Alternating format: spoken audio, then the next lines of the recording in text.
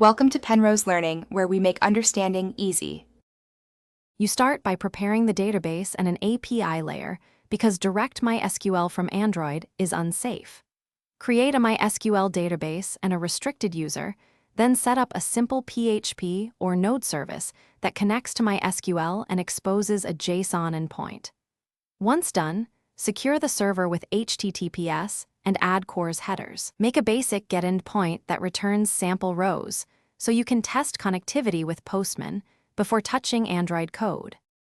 Now you build and verify the API logic. Implement CRUD routes that sanitize inputs and use prepared statements to query MySQL.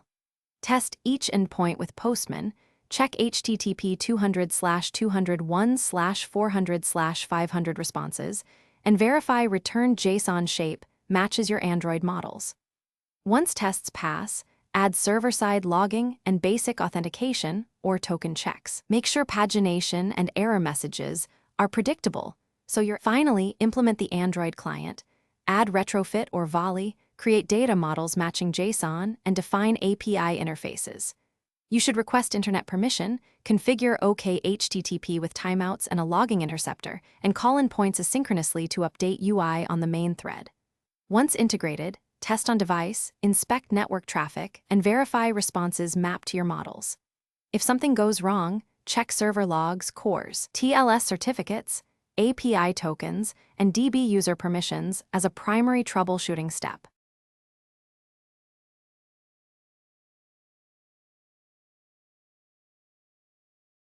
Thanks for watching. If this was helpful, leave a like and consider subscribing. See you next time.